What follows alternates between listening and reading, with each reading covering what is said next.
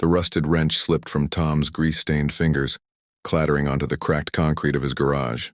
He sighed, wiping sweat from his brow, the weight of the world pressing on his broad shoulders. At 38, Tom Harper was a single dad to 8-year-old Lily, a man whose calloused hands told stories of late-night oil changes and early morning school runs. His small auto shop in Willow Creek, Ohio, barely kept the lights on, but it was his sanctuary, a place where broken things found new life. Tonight, though, as the clock ticked past 9, Tom wasn't fixing a car. He was staring at a beat-up motorbike, its owner long gone, wondering why he'd agreed to help a stranger when he could barely help himself. It had started that afternoon. A woman had rolled into his shop, her sleek black motorbike coughing like it had a death wish. She was striking, tall with sharp green eyes and a leather jacket that looked too expensive for a dusty town like Willow Creek.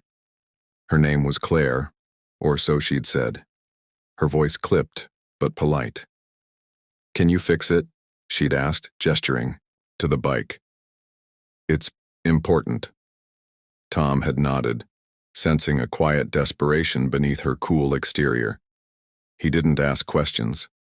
He never did. People came to him with broken machines, not life stories. She'd left the bike and vanished, promising to return by evening. Now, hours later, Tom was elbow-deep in the bike's engine, his mind drifting to Lily. She'd been quieter lately, her usual spark dimmed since her mom left 3 years ago. Tom had tried to fill the void, but love couldn't fix everything. Not broken hearts, not unpaid bills. The shop's rent was due, and the bank had sent another letter he hadn't opened. Still, he kept working, because that's what he did. He fixed things. The bike was a mess, neglected like it hadn't been touched in years. As Tom tightened a bolt, he noticed something odd, a small engraved plate hidden under the fuel tank. "To Claire, with love, Dad." His throat tightened. He thought of Lily again, of the locket he'd made her last Christmas etched with her name. Whoever this Claire was, someone had loved her once too. By midnight, the bike purred like it was brand new. Tom leaned back, exhausted but satisfied. He scribbled a note. "Fixed. Pay what you can. $50 or whatever's fair. Tom."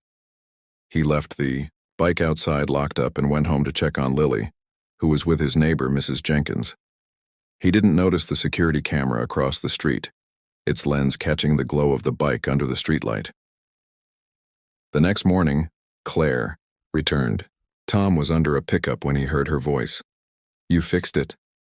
He slid out, meeting her gaze. She looked different today, less guarded, her eyes softer. "How much do I owe you?" she asked, pulling out a thick wad of cash. Tom shrugged, uncomfortable. "50's fine. It was just some loose wiring and a bad spark plug." Claire stared at him, her expression unreadable. $50? You stayed up all night for $50? Tom scratched the back of his neck, suddenly self-conscious. "It needed fixing. You needed help. That's what I do." She didn't pay him. Instead, she asked, "Why do you do this?" "Run this shop. Barely charge anything, help strangers like me." Tom hesitated, glancing at a photo on his desk. Him and Lily at the county fair, her face smeared with cotton candy. "My kid, Lily. She's why. Gotta show her there's still good in the world, you know? That kindness matters." Claire's eyes glistened, but she said nothing. She left a $100 bill on the counter and walked out, her bike roaring to life. Tom figured that was the end of it. He didn't know Claire wasn't just a stranger. He didn't know she was Claire Vanguard, billionaire heiress to a tech empire, a woman who'd spent years hiding from her wealth, searching for something real, something money couldn't buy. Weeks passed. Tom's life stayed the same. Long hours, tight budgets, and bedtime stories with Lily. Then, one rainy afternoon, a sleek black car pulled up outside his shop. Claire stepped out, but she wasn't alone. A man in a suit followed, carrying a briefcase. Tom's stomach knotted. Had he done something wrong? "Tom," Claire said, her voice steady but warm. "This is my lawyer, Mr. Grayson." Tom braced himself, but Claire smiled. "I owe you more than $100. She explained everything, how she'd inherited billions but felt empty, how she'd traveled the country on that motorbike, her father's last gift, searching for meaning. People see my money, not me, she said. But you saw a person who needed help. You fixed my bike, but you also reminded me what matters. Tom blinked, confused. I just did my job. Claire shook her head. No, you gave me hope. She nodded to Mr. Grayson, who opened the briefcase and slid a document across the counter.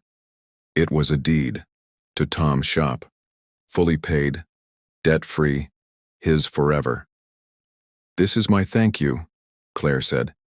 Keep being you, Tom. Keep showing Lily. The world's good. Tom's hands trembled as he stared at the paper. Tears blurred his vision. I can't accept this. But Claire stepped closer, her voice soft. You already did the hard part. You helped a stranger, no questions asked. Let me help you now. The emotional weight hit him like a tidal wave. For years, Tom had carried the burden of survival, of being enough for Lily, of keeping his head above water. Now, in one act of kindness returned, he felt lighter, like he could breathe again. He thought of Lily's smile, of the future he could build for her. Thank you, he whispered, voice breaking. Claire lingered, her eyes searching his. Can I ask you something? She said.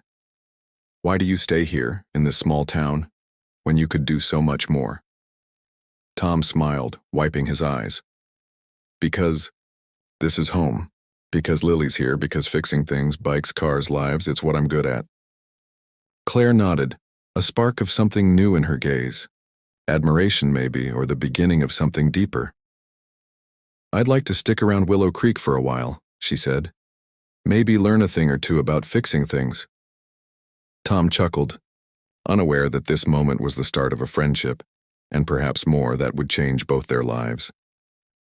That evening, Tom picked up Lily from school, the deed tucked safely in his pocket. As they walked home, Lily slipped her hand into his. Dad, are we going to be okay? She asked.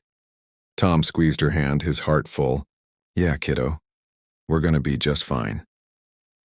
The rain stopped, and the sun broke through the clouds, casting a golden glow over Willow Creek. Tom didn't know what the future held, but he knew one thing. Kindness had a way of coming back, like a spark that starts a fire. And in that small town, in that small shop, a single act of compassion had lit a flame that would burn bright for years to come.